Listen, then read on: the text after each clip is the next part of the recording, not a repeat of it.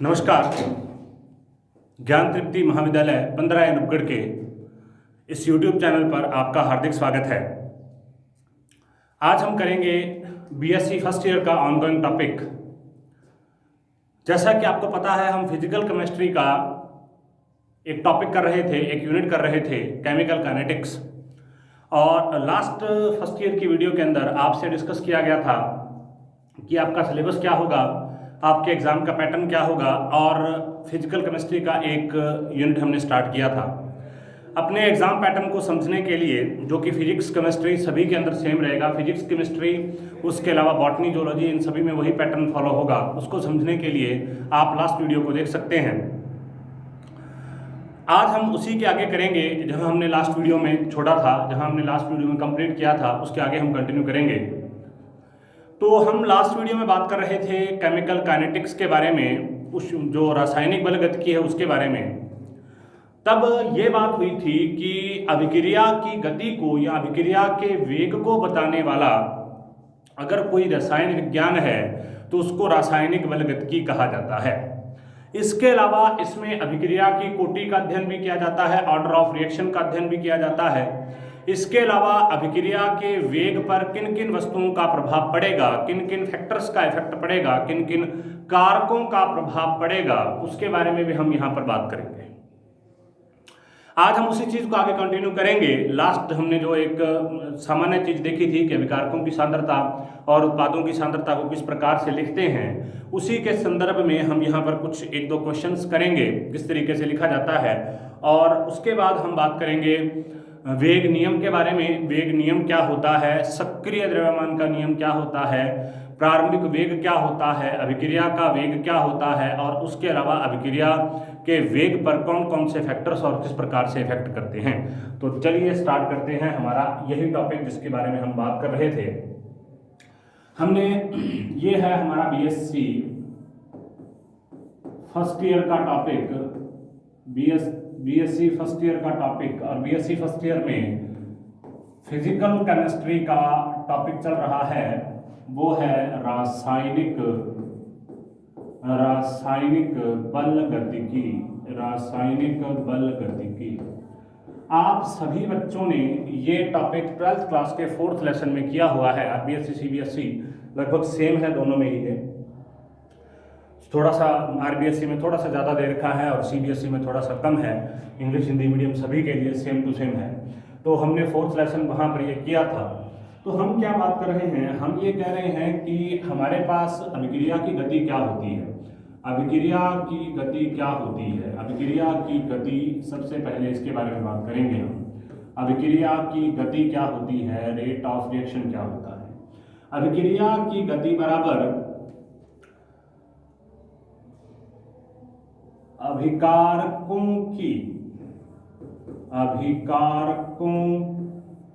की सांद्रता में, अभिकारकों की सांद्रता में कमी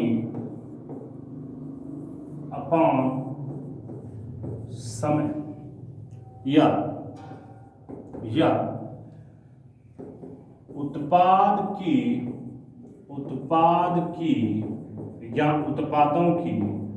सांद्रता में वृद्धि बटा समय। तो इसका मतलब अभिक्रिया की गति क्या है। अभिक्रिया की गति दोनों तरफ से देखी जाती है कि अभिकारकों की सांद्रता में लगातार कमी होगी और वो उत्पाद में बदलते जाएंगे। तो अभिकारकों की सांद्रता में होने वाली कमी बटा समय या उत्पाद की सांद्रता में होने वाली वृद्धि बटा समय किसी अभिक्रिया की गति कहलाती है। ठीक है। अब इसके लिए हम एक सामान्य प्रकार के समीकरण के बारे में बात करेंगे। देखिए,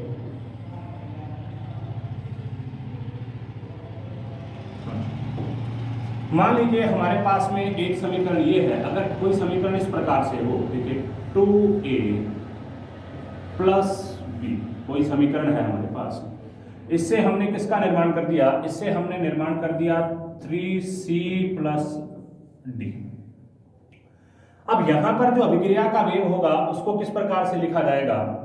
ये दोनों क्या हैं, ये दोनों हैं अभिकारक, ये दोनों क्या हैं अभिकारक, और ये दोनों क्या हैं, ये हैं उत्पाद। जब भी हम अभिक्रिया के वेग को लिखते हैं तो अभिकारक को हमेशा माइनस में लिखते हैं और उत्पाद को हमेशा प्लस में लिखते हैं, क्योंकि समय के साथ साथ अभिकारक की सांद्रता में कमी होती है जबकि उत्पाद की सांद्रता में वृद्धि होती है। अब यहां पर देखिए एक सामान्य चीज है कि इकाई आयतन में जितनी ए की कुल मात्रा की कमी होगी तो आधी, जितने समय में ए की मात्रा आधी रह जाएगी उतने समय में बी की मात्रा भी आधी रह जाएगी, ठीक है, और उतने समय में इसकी मात्रा भी 3 गुना बढ़ जाएगी और डी की मात्रा भी बढ़ जाएगी, ठीक है। तो अब हम इसको लिखते कैसे हैं? अगर कोई ऐसी समीकरण हो तो उसका अभिक्रिया वेग कैसे लिखा जाता है उसको आप बड़े ध्यान से देखिए। नॉर्मल समीकरण के लिए तो हम लिख सकते हैं, ऐसी कोई समीकरण हो तो कैसे लिखा जाएगा, जो इसके आगे n लिखा हुआ है, जो इसके आगे नंबर लिखा हुआ है उसको अपॉन में करके लिखते हैं। तो ये अभिकारक है, नेगेटिव आएगा -1/2 डी सी ए। डी का मतलब है सूक्ष्म परिवर्तन, सी का मतलब है कंसंट्रेशन और ए का मतलब है ए अभिकारक की अपॉन डी टी। मतलब इस समय में बराबर किसके होगा, minus d C B upon d t बराबर किसके होगा, प्लस 1/3, मतलब जो आगे लिखा है उसको इसी तरीके से लिख देंगे 1/3 d C C upon d t बराबर प्लस डी अकेला है तो क्या आएगा,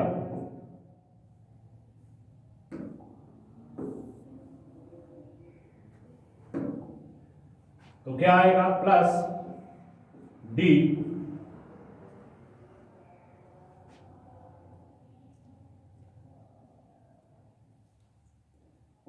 सी डी अपॉन डी। तो ये इसकी अभिक्रिया वेग की समीकरण है।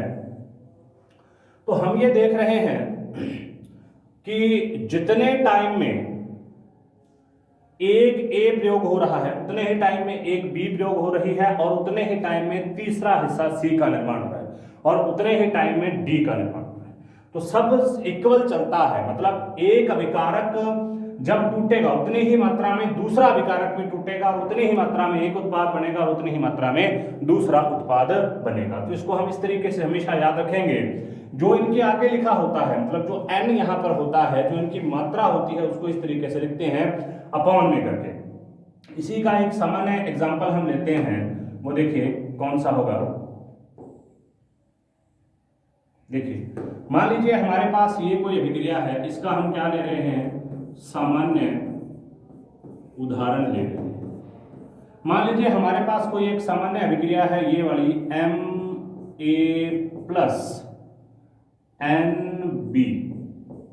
बराबर इससे क्या बन जाएगा, बराबर इससे बन जाएगा PC+QD। तो ये दोनों तो क्या हो गए अभिकारक और ये दोनों क्या हो गए उत्पाद। तो इसके अभिक्रिया के वेग को कैसे लिखा जाएगा, देखिए अभिक्रिया वेग बराबर क्या होगा, जितने समय में ये टूटता है उतने ही समय में इसका भी 1/n भाग, जितने समय में इसका 1/n भाग टूटेगा उतने समय में इसका भी 1/n भाग टूट जाएगा, उतने ही समय में इसका 1/p भाग बनेगा और इसका भी 1/q भाग बनेगा। तो हम इसको कैसे लिखेंगे, ये माइनस में आएगा, अभिकारक हमेशा माइनस में आता है।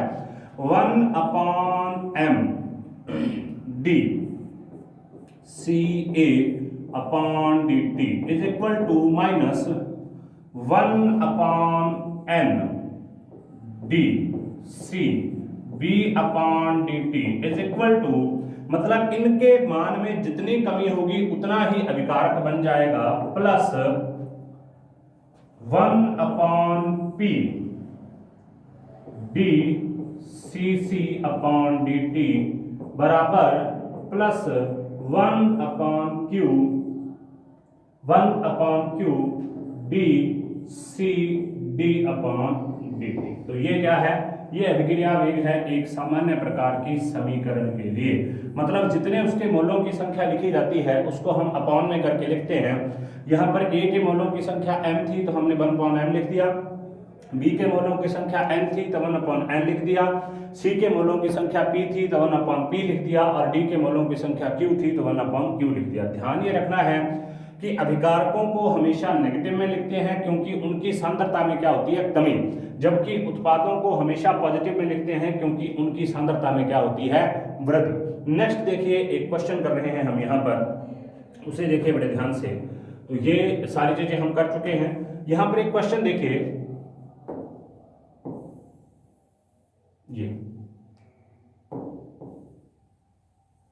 ये क्वेश्चन देखिए, नाइट्रोजन डाइऑक्साइड मतलब NO2 फ्लोरीन के साथ क्रिया करके नाइट्रिल फ्लोराइड का निर्माण करता है। मतलब रिएक्शन कौन सी होती है, 2NO2 रिएक्शन करेगा F2 के साथ में और NO2F का फॉर्मेशन करेगा। इसमें NO2F के बनने का वेग ज्ञात करना है, NO2 के लुप्त होने का मतलब इसके खत्म होने का वेग ज्ञात करना है, और F2 के लुप्त होने का वेग ज्ञात करना है। तीनों को इसी के अंदर ज्ञात करना है। इसको हम करते हैं, कैसे करेंगे देखिए। हमारे पास में क्या था, हमारे पास में सबसे पहले जो रिएक्शन थी 2NO2 किसके साथ रिएक्शन हो रहा था, F2 के साथ। तो हमारे पास जो क्वेश्चन था, क्वेश्चन ये था कि हमारे पास 2NO2 है और कौन सी फॉर्म में है, गैस की फॉर्म में, किसके साथ रिएक्ट हो रहा है, F2 के साथ, और इससे फॉर्मेशन किसका होगा, इससे जो फॉर्मेशन होगा वो होगा 2NO2F का। इससे फॉर्मेशन किसका होगा, 2NO2F का, जिसको हम, ये भी कौन सी अवस्था में होता है, गैस अवस्था में। तो क्वेश्चन कौन कौन से थे, सबसे पहला यहाँ का क्वेश्चन था, सबसे पहला क्वेश्चन क्या था, सबसे पहला क्वेश्चन था NO2 के, या सबसे पहला ये है, सबसे पहला देखिए कौन सा, ये देखिए, ये सबसे पहला क्वेश्चन क्या है, NO2F के बनने का वेग, ठीक है, NO2F के बनने का वेग क्या होगा, ये किसके बराबर होगा, इसका समीकरण किसके बराबर होगा, इसका समीकरण होगा डेल्टा, डेल्टा का मतलब होता है अंतर, डेल, वही डी हमने पहले लिखा हुआ था वही चीज है ये, NO2F अपॉन डेल P, ये तो इसके बनने के वेग का समीकरण। तो हमने इसको ऐसा कैसा यहाँ पर लिख दिया, ठीक है, NO2F, यहाँ पर हम NO2F के लिए बात कर रहे हैं, 2NO2F के लिए बात नहीं कर रहे। जब हम 2NO2F के लिए बात करेंगे तब 1/2 आ जाएगा, वो हम बात करेंगे, ठीक है। उसके बाद में दूसरा क्या है, NO2 के लुप्त होने का वेग, उसको देखिए।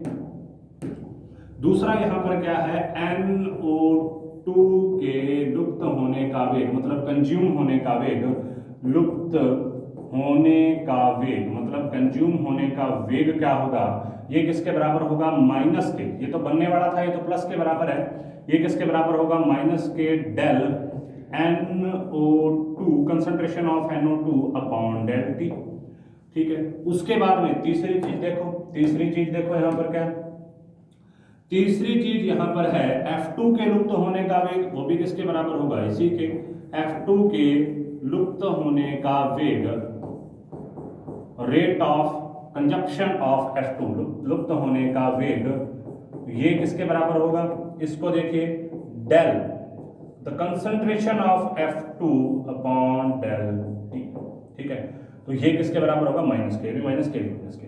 ऑल ओवर समीकरण देखिए किस प्रकार से बनेगी, ऑल ओवर समीकरण किस प्रकार से बनेगी उसको देखिए। टोटल अभिक्रिया का वेग, कुल अभिक्रिया का वेग कैसे होगा, देखिए अभिक्रिया का वेग कैसे होगा, अभिक्रिया का वेग टोटल कैसे होगा, देखिए हमको इसके लिए इक्वेशन देखनी पड़ेगी। इक्वेशन हमने कौन सी ली है, तो ये तो 1/2 हो जाएगा, ये वैसे ही रहेगा और ये भी 1/2 हो जाएगा। तो तीनों चारों चीजों में इस तरीके से इसका जो वेग है वो आएगा।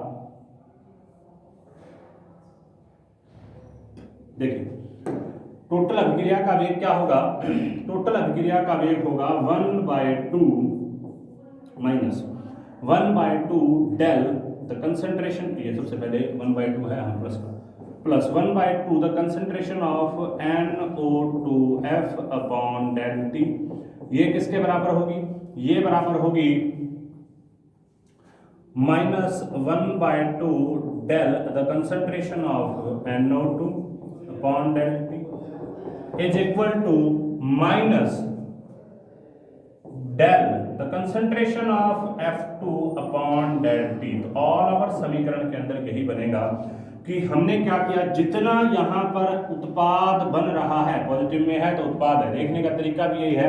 अगर किसी के आगे पॉजिटिव लगा हुआ है तो वो प्रोडक्ट है, और किसी के आगे नेगेटिव लगा हुआ है तो वो क्या है, रिएजेंट है या रिएक्टेंट है, अभिकारक है। ठीक है, तो यहाँ पर प्रोडक्ट तो बन रहा है, जितना प्रोडक्ट बन रहा है उतना ही पहला अभिकारक और उतना ही दूसरा अभिकारक क्या हो रहे हैं, कम हो रहे हैं। ठीक है, तो ये हमने इसका क्वेश्चन कर लिया। आई होप कि आपको ये बहुत अच्छे से समझ में आ गया होगा। नेक्स्ट हम देखते हैं अगला क्वेश्चन। इसी के ऊपर बेस्ड इस तरीके के क्वेश्चन कई बार कंपटीशंस के अंदर पूछे जाते हैं, तो आपको ये क्वेश्चन क्लियर होने चाहिए। नेक्स्ट क्वेश्चन क्या है, सबसे पहले उस क्वेश्चन को समझिए। देखिए, सबसे पहले इस क्वेश्चन को समझिए। देखिए, ये क्वेश्चन है,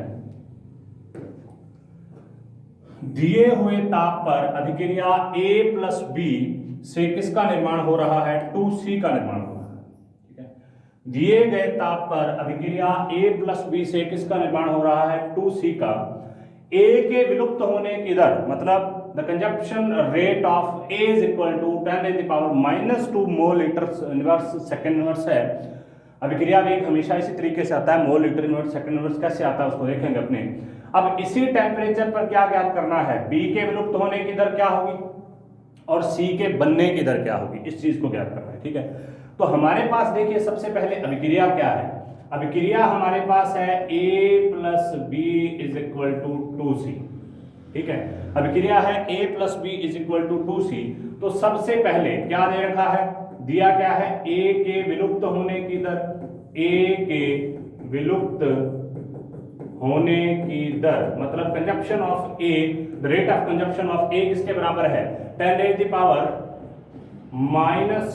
mole litre inverse second inverse. S minus भी लिखा जाता है वैसे तो वहां पर।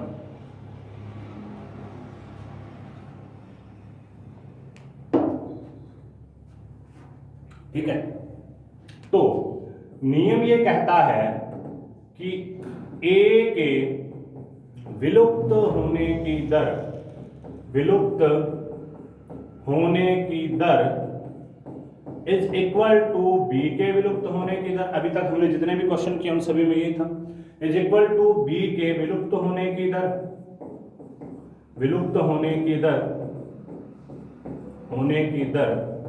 तो इसका मतलब क्या होगा, तो B के विलुप्त होने की दर क्या हो जाएगी, B के विलुप्त होने की दर भी कितनी हो जाएगी, 10⁻⁻² mole litre inverse second inverse. ठीक है, नेक्स्ट देखिए।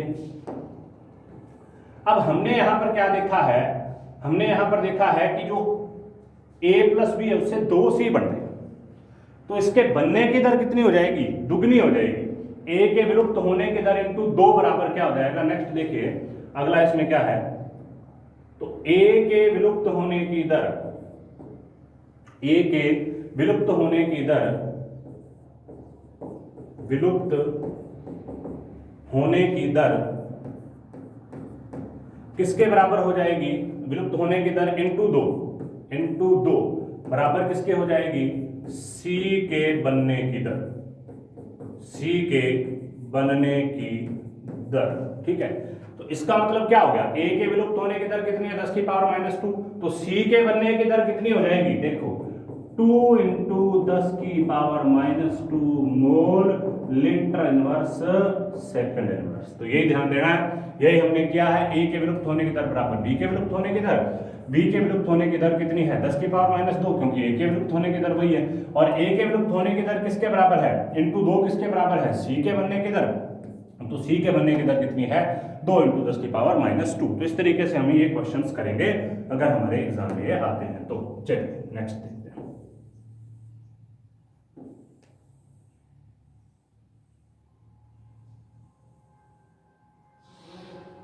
हाँ, नेक्स्ट देखिए, आगे हम बात कर रहे हैं, अगला जो इसका टॉपिक है वो है सक्रिय द्रव्यमान, सक्रिय द्रव्यमान का नियम, सक्रिय द्रव्यमान का नियम। The law of mass action या एक्टिव मास, ये इसको बोलते हैं। गुलबर्ग और वागे ने दिया था ये 1867 में। कब दिया गया? 1867 में दिया गया। और किसने दिया था? ये होता है गुलबर्ग व वागे ने। ये ध्यान रखना है, इस नियम को गुलबर्ग और वागे नियम से भी पूछा जाता है कि गुलबर्ग और वागे नियम कौन सा होता है। ठीक है, देखिए किस तरीके से नियम आएगा। गुलबर्ग और वागे ने इसको कहा सक्रिय द्रव्यमान का नियम। किसी विक्रिया की गति उसके क्रिया कारकों के नियम क्या कहलाता है? नियम ये कहता है कि किसी अभिक्रिया की गति, किसी अभिक्रिया की गति, ध्यान देना है, किसी अभिक्रिया की गति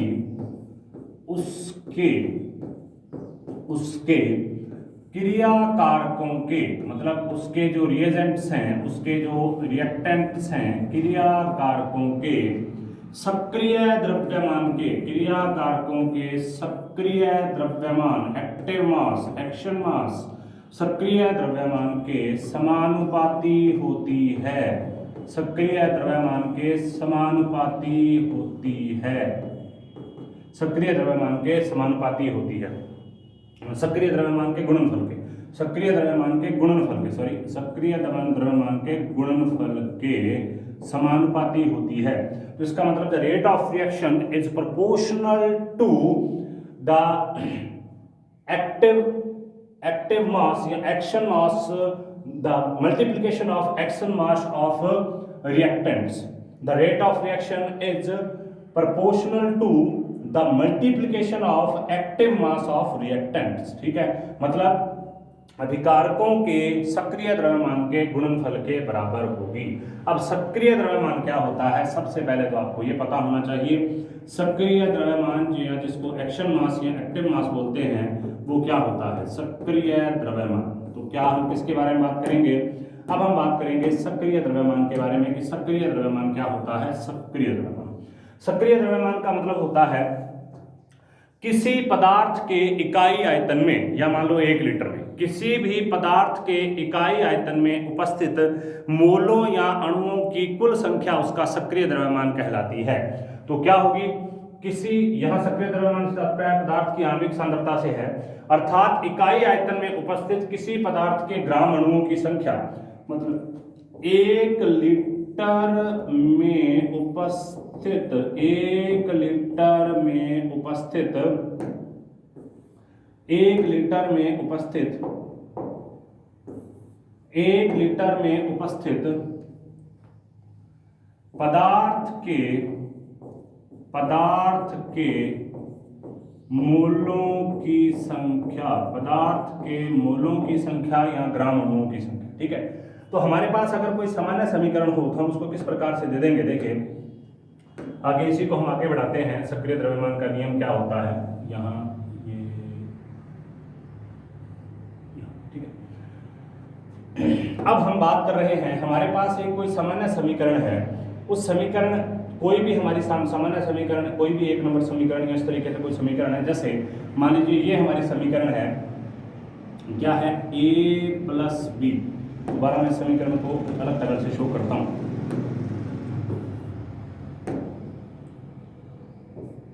a प्लस बी से किसका निर्माण हो गया? a प्लस बी से किसका निर्माण हो गया? c का। ठीक है,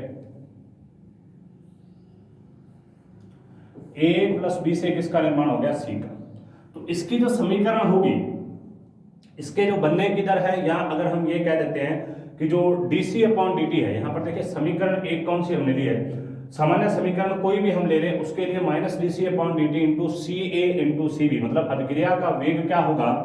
अभिक्रिया का वेग किसके समानुपाती है? अभिक्रिया का वेग, हमने ये समीकरण में यहाँ पर नहीं लिखे, हम एक और समीकरण देते हैं। मान लीजिए हमारे पास में अभिकारक हैं 2, ए और बी टाइप के 2 हमारे पास अभिकारक हैं। उन अभिकारकों से हमने किसका निर्माण किया? हमने निर्माण किया एक उत्पाद का। ठीक है, तो उस उत्पाद के बनने की दर किसके बराबर होगी, या उस अभिक्रिया का वेग किसके बराबर होगा? अभिक्रिया का वेग यहाँ पर हम लिख रहे हैं dc अपॉन dt से, मतलब dc अपॉन dt से इसका वेग होगा। तो इसके लिए देखो समीकरण क्या बनेगी कि dc अपॉन dt नेगेटिव में, मतलब अभिकारकों के, अभिक्रिया का वेग वही चीज है, अभिकारकों के जाने की दर किसके बराबर, किसके समानुपाती होगा, CA इंटू CB। ठीक है, मतलब अभिक्रिया का वेग किसके बराबर होगा, अभिक्रिया का वेग बराबर होगा, अभिक्रिया का वेग जो है किसी अभिक्रिया की गति है, अभिक्रिया का वेग उसके क्रिया कारकों के, ये दोनों उसके क्रिया कारक हैं, क्रिया कारकों के सक्रिय द्रव्यमान के गुणनफल के बराबर होता है। ये दोनों क्रिया कारक हैं, उनके सक्रिय द्रव्यमान के गुणनफल के बराबर होता है। तो अगर हम यहां से इसको हटा दें, मान लीजिए हमारे पास कोई रिएक्शन यही है जो अभी हमने ली थी, वही रिएक्शन है, मान लीजिए यही वाली रिएक्शन है, A प्लस B से किसका निर्माण हो गया, C। तो अभिक्रिया का वेग हम उत्पाद के संदर्भ में देख रहे हैं, DC dt समानुपाती किसके हो जाएगा, CA इंटू CB के। ठीक है, अब हम समानुपाती के निशान को हटाएंगे तो क्या आ जाएगा, देखिए DC upon dt is equal to K CA CB, इस तरीके से। ठीक, CA CB, और यहाँ पर ये K क्या है, इस K को बोलते हैं वेग नियतांक, और सारा यहाँ पर जो आगे हम पढ़ेंगे वो उस वेग नियतांक या वेग स्थिरांक के ऊपर, यह K क्या होता है, वेग स्थिरांक होता है। ठीक है, तो अभी तक हमने सक्रिय द्रव्यमान के नियम के बारे में पढ़ा, गोल्डबर्ग वाक्य ने 1867 में दिया था। इस नियम के अनुसार किसी भी अभिक्रिया का वेग उसमें उपस्थित क्रिया कारकों के सक्रिय द्रव्यमान के गुणनफल के समानुपाती होता है, एक्शन मास के गुणनफल के समानुपाती होता है। और एक्शन मास क्या होता है, एक्शन मास का मतलब होता है किसी भी क्रिया कारकों के 1 लीटर में उपस्थित मोलों की या ग्राम अणुओं की संख्या, उसका एक्शन मास कहलाता है। नेक्स्ट देखिए, ये हो गया पूरा। अब नेक्स्ट हम बात करते हैं अभिक्रिया के प्रारंभिक वेग के बारे में। नेक्स्ट हम बात करते हैं अभिक्रिया के प्रारंभिक वेग के बारे में।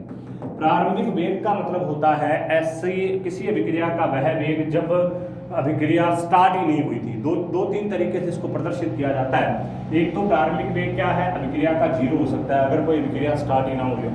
दूसरा, अभिक्रिया का प्रारंभिक वेग बहुत अधिक हो सकता है। अभिक्रिया का प्रारंभिक वेग क्या हो सकता है, अधिक, क्योंकि जब अभिक्रिया स्टार्ट हो रही होती है तब अभिकारकों की सांद्रता क्या होती है, ज्यादा। तो अभिकारकों की सांद्रता ज्यादा होगी तो अभिक्रिया का वेग भी क्या हो जाएगा, ज्यादा हो जाएगा। तो हम यहाँ पर एक ग्राफ खींचते हैं कि समय तथा अभिक्रिया वेग में, समय तथा अभिक्रिया वेग में संबंध का, रिलेशन का, संबंध का ग्राफ किस प्रकार से आता है उसको समझिए। देखिए, ये है एक ग्राफ, ठीक है। अब इसमें ये क्या है, ये है अभिक्रिया, ये क्या है, अभिक्रिया का वेग, ठीक है। और ये यहां पर क्या है, समय। अभिक्रिया का वेग इस तरीके से बढ़ रहा है ऊपर की तरफ, और समय किस तरीके से बढ़ रहा है, इस तरीके से बढ़ रहा है। अभिक्रिया का वेग ऊपर बढ़ रहा है, समय नीचे बढ़ रहा है, ठीक है। अभिक्रिया वेग किस तरीके से बढ़ रहा है, अभिक्रिया वेग बढ़ रहा है इस तरीके से, और समय इस तरीके से। अब देखिए, स्टार्टिंग में जब क्रिया कारकों की सांद्रता बहुत अधिक होती है तो अभिक्रिया का वेग भी बहुत अधिक होता है, और समय के साथ साथ ये नीचे की तरफ। मतलब अभिक्रिया का वेग समय के साथ साथ कम होता है, और इसका रीजन क्या है, इसका रीजन है सांद्रता में कमी। किसकी सांद्रता में कमी, अभिकारकों की सांद्रता में कमी, अभिकारकों की सांद्रता में कमी। तो हम ये कह सकते हैं कि अभिक्रिया का प्रारंभिक वेग या तो शून्य ही होगा, अर्थात अभिक्रिया शुरू ही नहीं हुई है, या अभिक्रिया का वेग बहुत अधिक होगा क्योंकि उस अभिक्रिया के स्टार्टिंग में अभिकारकों की सांद्रता बहुत अधिक होने के कारण अभिक्रिया का वेग बहुत ज्यादा हो जाएगा, और अभिक्रिया के लास्ट में आकर अभिक्रिया का वेग शून्य नहीं होता। मतलब हम ये कह सकते हैं कि अभिक्रिया निरंतर चलती रहती है, अभिक्रिया का वेग कब शून्य होगा, अभिक्रिया का वेग बराबर 0 कब हो सकता है, वो हो सकता है इन्फिनिटी पे, अनंत पे, ठीक है। तो ये इसके साथ ही चलता रहेगा, मतलब अभिक्रिया का वेग लगभग शून्य नहीं होता, और ये शून्य कहां पर जाकर होता है, अनंत पर जाकर होता है। और स्टार्टिंग में अभिक्रिया का जो प्रारंभिक वेग होता है वो अधिकतम होता है, उसका कारण क्या है, अभिकारकों की सांद्रता ज्यादा होना। जैसे जैसे समय के साथ साथ अभिकारकों की सांद्रता कम होती जाती है वैसे वैसे अभिक्रिया का वेग भी क्या हो जाता है, कम हो जाता है। इस तरीके से यहाँ पर अभिकारकों की सांद्रता शून्य होती है तो यहाँ पर इसका वेग जो है वो सबसे पहले, यहाँ पर अभिकारकों की सांद्रता इस जगह पर तो हम हमेशा 0 मानते हैं। हम ये कह रहे हैं कि अभिक्रिया का वेग सबसे पहले यहाँ पर इस समय पर जब अभिकारकों की सांद्रता बहुत ज़्यादा थी, उस कंडीशन में इसका वेग बहुत ज़्यादा था, और जैसे जैसे समय बढ़ता गया वैसे वैसे अभिक्रिया का वेग कम होता जाएगा। इसका मतलब स्टार्टिंग में अभिक्रिया का वेग बहुत अधिक होता है और समय के साथ अभिक्रिया के वेग में कमी आती जाती है। नेक्स्ट टॉपिक देखिए, नेक्स्ट टॉपिक है अभिक्रिया वेग की इकाई।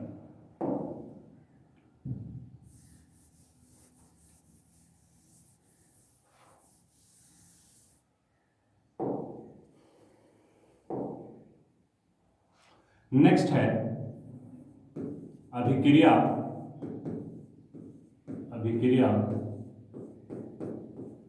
वेग का मात्रक या अभिक्रिया वेग की इकाई। तो अभिक्रिया का वेग क्या होता है? अब अगर इसको हम सामान्य तौर पर देखें, अभिक्रिया का वेग क्या है, किस चीज के बारे में हम वहां पर बात कर रहे हैं? सांद्रता ही है, चाहे वो अभिकारक की सांद्रता कम हो रही हो और चाहे वो उत्पाद की सांद्रता बढ़ रही हो। तो अभिक्रिया का वेग क्या है? सांद्रता अपॉन समय, कंसंट्रेशन अपॉन टाइम। अब जो सांद्रता होती है, उस सांद्रता का जो मात्रक होता है वो होता है मोल प्रति लीटर। सांद्रता का मात्रक क्या होता है? सांद्रता होती है मोल प्रति लीटर, या इसको हम किस तरीके से लिख सकते हैं? मोल लीटर इनवर्स, ठीक है, अपॉन समय के लिए हम किस मात्रक का यूज करते हैं? सेकंड का, ठीक है। समय के लिए हम किस मात्रक का यूज करते हैं? समय के लिए यूज करते हैं हम सेकंड का, ठीक है। तो हम यहां पर इनके मात्रक भी लिख सकते हैं। आगे कौन कौन से मात्रक हैं देखिए, मोल लीटर इनवर्स अपॉन सेकंड। तो अभिक्रिया वेग बराबर अगर मैं इसको उसमें गुणा में लेकर जाता हूं तो क्या आ जाएगा? मोल लीटर इनवर्स सेकंड इनवर्स, ये होता है अभिक्रिया वेग का मात्रक, और इसको ध्यान रखना, ठीक है। अभिक्रिया के वेग का मात्रक क्या है? Mole litre inverse second inverse. आया कैसे? अभिक्रिया का वेग सांद्रता बटे समय होता है, चाहे वो अभिकारक की सांद्रता में होने वाली कमी हो और चाहे वो उत्पाद की सांद्रता में होने वाली वृद्धि हो। और सांद्रता बटे समय है। सांद्रता क्या है? मोल प्रति लीटर, और समय क्या है? सेकंड में। मोल लीटर इनवर्स अपॉन सेकंड, तो अभिक्रिया वेग किसके बराबर हो जाएगा? मोल लीटर इनवर्स सेकंड इनवर्स के बराबर। नेक्स्ट हम बात करते हैं बहुत महत्वपूर्ण टॉपिक के बारे में, वो है अभिक्रिया वेग को प्रभावित करने वाले कारक कौन कौन से हैं। अभिक्रिया के वेग को कौन कौन सी चीजें प्रभावित करती हैं जिससे अभिक्रिया का वेग प्रभावित होता है, उसे देखिए।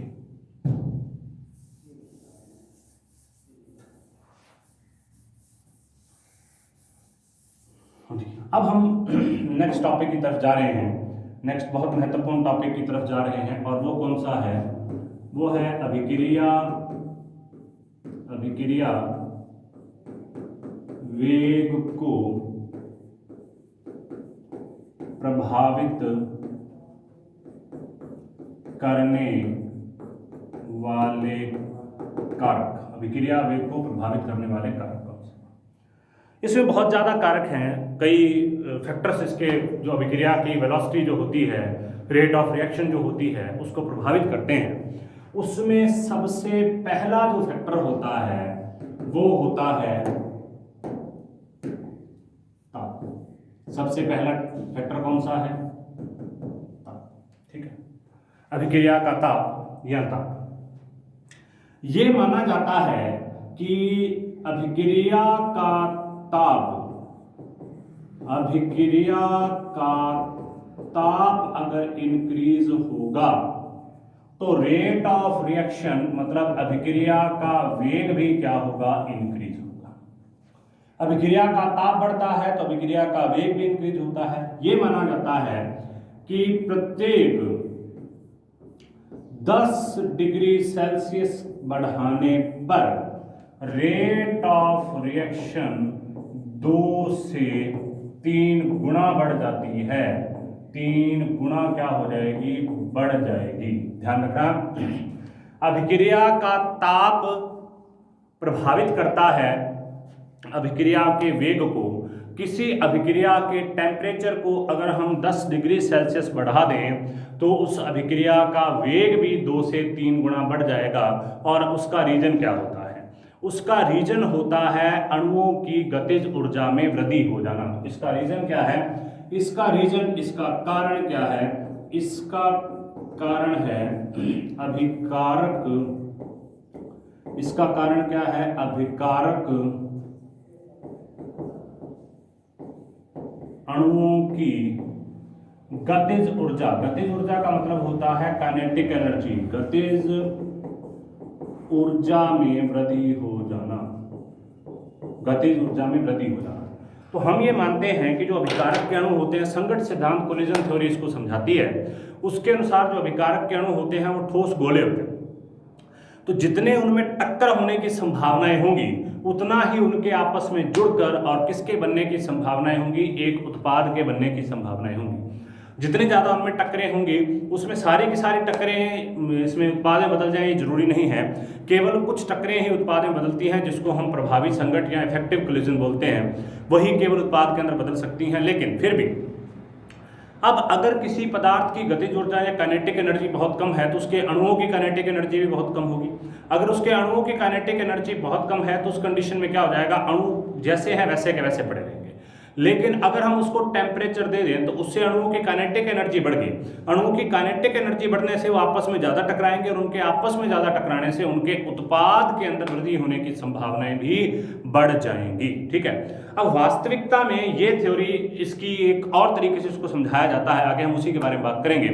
ये माना जाता है कि टेम्परेचर बढ़ाने से प्रभावी संघटों के मतलब इफेक्टिव कोलिजन के मान में वृद्धि होती है जिससे कि अभिक्रिया का वेग ज़्यादा बढ़ जाता है। लेकिन अल्टीमेटली हमको केवल इतना ही याद रखना है कि अभिक्रिया का ताप बढ़ाने से अभिक्रिया के वेग में वृद्धि होती है। अभिक्रिया का ताप बढ़ाने से जो अभिक्रिया का टेम्परेचर है उसको इंक्रीज करने से the rate of reaction will increase. तो रेट ऑफ रिएक्शन भी क्या? Rate of reaction is increase. तो ये क्या होगा? ये भी बढ़ेगा। जैसे जैसे अभिक्रिया का वेग बढ़े, जैसे जैसे अभिक्रिया का टेम्परेचर बढ़ेगा वैसे वैसे अभिक्रिया का जो वेग है वो भी बढ़ेगा। इसका रीजन क्या है? इसका रीजन है कि अभिक्रिया का वेग बढ़ाने से अभिकारकों के अणुओं की गतिज ऊर्जा में वृद्धि होती है। ठीक है। तो ये पहला हमने कर लिया, वो था अभिक्रिया का ताप। उसके बाद हम दूसरा टॉपिक इसमें करते हैं, वो इससे भी महत्वपूर्ण है। उसे हम कहते हैं अभिक्रिया का ताप। हाँ जी, उसे हम क्या कहते हैं? उसे हम कहते हैं अभिक्रिया का दाब। दूसरा इसको प्रभावित करने वाला कारक कौन सा है? दूसरा प्रभावित करने वाला कारक है अभिक्रिया का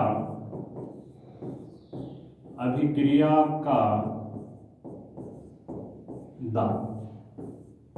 अभिक्रिया का दाब, प्रेशर ऑफ रिएक्शन। अब देखो अभिक्रिया का दाब सबसे ज्यादा कहां पर प्रभावित करता है? सबसे ज्यादा प्रभावित करता है गैस रिएक्शन। यहाँ जो गैसीय अभिक्रियाएं होती हैं उन अभिक्रियाओं को अभिक्रिया का दाब सबसे ज्यादा प्रभावित करता है। और ये दो प्रकार से प्रभावित करता है। जो लिक्विड में, द्रव या ठोस में ये नियम नहीं लगता। ठीक है। अब ये दो प्रकार से प्रभावित करता है। सबसे पहला, ठीक है, अगर अणुओं की संख्या में वृद्धि हो रही हो, मतलब सबसे पहले प्रभाव कितने तरीके से करता है? दो प्रकार से। तो इसमें हम सबसे पहले देखते हैं कि किस तरीके से दो प्रकार से प्रभाव करेगा। मान लीजिए ये है N2+3H2 से किसका फॉर्मेशन हो गया? 2NH3 का फॉर्मेशन हो गया। N2+3H2 से किसका फॉर्मेशन होता है? 2NH3 का फॉर्मेशन होता है। ये रिवर्सिबल रिएक्शन होती है। इसको हम रिवर्सिबल रिएक्शन के बारे में बताते हैं।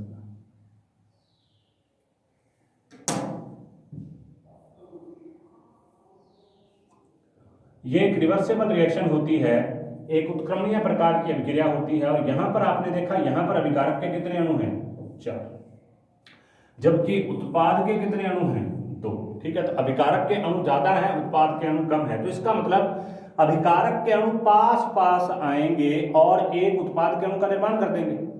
तो यही यहाँ पर कंसेप्ट है। अभिकारक के अणु 4 हैं, उत्पाद के अणु 2 हैं। तो इसका मतलब अभिकारक के अणु को पास पास आना पड़ेगा, उसी से ही किसका निर्माण होगा? उत्पाद के अणुओं का निर्माण होगा। ठीक है। तो अणुओं की संख्या क्या होगी, कम होगी। मतलब अभिक्रिया जैसे जैसे बढ़ेगी, अभिक्रिया समय में वृद्धि होगी, तो उससे क्या हो जाएगा, उससे अणुओं में क्या हो जाएगी, अणुओं में कमी हो जाएगी। देखिए यहां पर 4 अणु थे, 4 से कितने बन गए, 2 मिल गए। ठीक है, मतलब दाब बढ़ाने से क्या हो जाता है, जैसे जैसे दाब ज्यादा, गैसों के आपस में टकराने के लिए क्या चाहिए, गैसों के आपस में टकराने के लिए उन पर प्रेशर चाहिए। जितना गैसों के अणुओं के ऊपर ज्यादा प्रेशर होगा उतना ही उनके आपस में टकराने की संभावनाएं ज्यादा होंगी। और अगर उनके आपस में टकराने की संभावनाएं ज्यादा करनी है तो हमें यहाँ पर प्रेशर को क्या करना पड़ेगा, इंक्रीज करना पड़ेगा। तो इस प्रकार की अभिक्रियाओं में प्रेशर बढ़ाने से रेट ऑफ रिएक्शन भी बढ़ता है। पहली चीज, 2 प्रकार से प्रभाव पड़ता है अभिक्रिया के दाब का। कितनी प्रकार से प्रभाव पड़ता है, 2 प्रकार से। एक बार हमको बढ़ाना पड़ता है, एक बार घटाना पड़ता है। तो प्रेशर बढ़ाने से अभिक्रिया का दाब भी क्या हो जाएगा, अभिक्रिया का वेग भी क्या हो जाएगा, ज्यादा हो जाएगा। लेकिन अगर हमारे पास कोई ऐसी अभिक्रिया है, दूसरा इसका एग्जांपल देखिए, दूसरा इसके अंदर क्या है उसको बड़े ध्यान से देखिए आप। मान लीजिए हमारे पास कोई ऐसी अभिक्रिया है जैसे 2N2O5 है, इससे किसका फॉर्मेशन होगा, इससे फॉर्मेशन होगा 4NO2 प्लस O2 का। तो यहां पर कितने अणु हैं, यहां पर हैं 2 और यहां पर कितने अणु हैं, 5। तो इसका मतलब क्या हो गया, इसका मतलब हो गया कि अभिक्रिया समय के साथ, इसका मतलब क्या हो गया, अभिक्रिया समय के बढ़ने के साथ साथ जो अणु हैं, अणु में वृद्धि हो रही है, अणु में वृद्धि हो रही है। तो इसका मतलब अगर हम प्रेशर को ज्यादा बढ़ा देंगे तो अणु में वृद्धि नहीं होने देगा। अगर हम इस अभिक्रिया के प्रेशर को बहुत ज्यादा कर देंगे तो अणु पास पास आ जाएंगे, मतलब अणुओं की संख्या में वृद्धि नहीं हो पाएगी। तो इसलिए ऐसी अभिक्रिया जिसमें अभिकारक की तुलना में उत्पाद के अणुओं में वृद्धि हो रही हो, उसके प्रेशर को कम रखने पर, देखिए ध्यान देना इस चीज पर, उसके प्रेशर को कम रखने पर जो रेट ऑफ रिएक्शन है, मतलब जो अभिक्रिया का वेग है, रेट ऑफ रिएक्शन क्या होता है, रेट ऑफ रिएक्शन इंक्रीज होता है, रेट ऑफ रिएक्शन बढ़ता है। तो 2 प्रकार से अभिक्रिया की गति पर या अभिक्रिया के वेग पर दाब का प्रभाव पड़ता है। पहला प्रभाव तो यह है कि गैस रिएक्शन पर ही पड़ेगा। सबसे पहली बात तो अभिक्रिया के दाब का प्रभाव केवल गैसीय माध्यम में होने वाली अभिक्रियाओं पर पड़ता है, थोड़ा बहुत द्रव माध्यम में और ठोस माध्यम में होने वाली अभिक्रियाओं पर इसका बिल्कुल प्रभाव नहीं पड़ता। लेकिन गैसीय माध्यम में भी 2 प्रकार से पड़ता है। अगर अभिक्रिया के दौरान उत्पाद की संख्या में कमी हो रही हो, अभिकारक की तुलना में उत्पाद या प्रोडक्ट की संख्या में कमी हो रही हो, तो हमें अभिकारकों को पास पास लाकर और उनमें कमी करके उत्पाद बढ़ा देना है। इसके लिए हम क्या करेंगे, प्रेशर को बढ़ा देंगे। जैसे जैसे प्रेशर बढ़ेगा वैसे वैसे अभिकारक पास पास आएंगे और उतने ही ज्यादा उत्पाद का निर्माण होता रहेगा। तो उस प्रकार की अभिक्रिया में, जैसे यहाँ पर है N2+3H2 से 2NH3 बना दिया, यहाँ पर 1 और 3 4 थे, यहाँ पर 4 मोल अणु थे और यहाँ पर 2 मोल अणु बन गए। तो अभिक्रिया के समय के साथ साथ अणुओं में क्या हो रही है, कमी हो रही है। तो इस कंडीशन में क्या होगा, प्रेशर को बढ़ाएंगे तो रेट ऑफ रिएक्शन भी क्या हो जाएगा, ज्यादा हो जाएगा, क्योंकि हमें अणुओं को पास पास लाकर उनमें कमी करनी है। और अगर कोई ऐसी अभिक्रिया हो जिसमें अभिक्रिया समय बढ़ता है और अणुओं में वृद्धि होती है, अभिक्रिया समय बढ़ता है तो अणुओं में भी क्या हो जाती है, वृद्धि हो जाती है। तो यहाँ पर अणु कम थे, मतलब अभिकारक के अणु कम है और उत्पाद के अणु ज्यादा है। अभिकारक के अणु 2 मोल हैं जबकि उत्पाद के अणु 5 मोल हैं। तो अगर हम ऐसी अभिक्रिया का दाब बढ़ाएंगे तो अणु आपस में क्या कर जाएंगे, जुड़ जाएंगे, तो ये अभिक्रिया उल्टी दिशा में लग जाएगी। तो इस वजह से हमें अभिकारक से उत्पाद बनाने के लिए इस अभिक्रिया का प्रेशर क्या करना पड़ेगा, कम रखना पड़ेगा। तो दूसरा इसमें अभिक्रिया का दाब। तीसरा देखिए सांद्रता का प्रभाव, तीसरा महत्वपूर्ण प्रभाव जो इसके ऊपर है वो है सांद्रता का प्रभाव।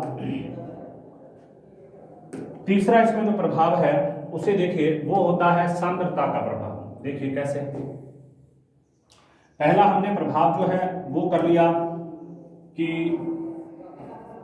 तीसरा प्रभाव कौन सा है, सांद्रता का प्रभाव, सांद्रता का प्रभाव। कंसंट्रेशन का इफेक्ट। तो इसमें एक सिंपल सी थ्योरी आती है कि अगर अभिकारकों की सांद्रता अधिक होगी, अगर अभिकारकों की सांद्रता अधिक होगी तो अभिक्रिया का वेग भी अधिक होगा, और अगर अभिकारकों की सांद्रता कम होगी तो अभिक्रिया का वेग भी कम होगा। ये एक सामान्य नियम है, अभिकारकों की सांद्रता बढ़ने के साथ साथ अभिक्रिया का वेग भी बढ़ता है। तो इसका क्या है, अभिकारकों की सांद्रता बढ़ने के साथ साथ जितने अभिकारक ज्यादा होंगे रेट ऑफ रिएक्शन भी क्या हो जाएगा, इंक्रीज हो जाएगा। अभिकारकों की सांद्रता ज्यादा होगी तो अभिक्रिया का वेग भी ज्यादा होगा, और उत्पाद की सांद्रता ज्यादा हो जाएगी तो अभिक्रिया का वेग क्या हो जाएगा, कम हो जाएगा। तो ये सिंपल सी थ्योरी है कि अभिकारकों की सांद्रता बढ़ने के साथ साथ अभिक्रिया के वेग में भी क्या हो जाती है, वृद्धि हो जाती है। इसके अलावा यहाँ पर कुछ एक दो चीज़ें और हैं, जैसे उत्प्रेरक का प्रभाव किस प्रकार से पड़ेगा, सतही क्षेत्रफल का प्रभाव किस प्रकार से पड़ेगा, उसके अलावा जो हमारे पास क्रियाकारक या जो हमारे पास उत्पाद हैं उनकी अवस्थाओं का प्रभाव किस प्रकार से पड़ेगा। 2-3 रीजन इसके और रह गए हैं जिनको हम हमारे जो नेक्स्ट वीडियो है उसमें करने का प्रयास करेंगे। उसके बाद हम बात करेंगे कि वेग नियतांक के मात्रक अलग अलग प्रकार की अभिक्रियाओं के लिए किस प्रकार से होते हैं।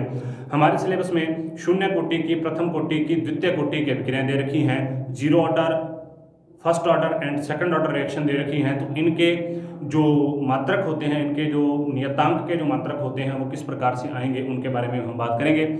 आज की वीडियो में इतना ही। आप इस वीडियो को देखें, इसमें अगर आपको कोई भी समस्या आती है तो कमेंट सेक्शन में कमेंट कर सकते हैं। इसके अलावा आप डायरेक्ट मुझे कॉल करके भी पूछ सकते हैं अगर आपको कहीं भी समस्या आती है। तो धन्यवाद।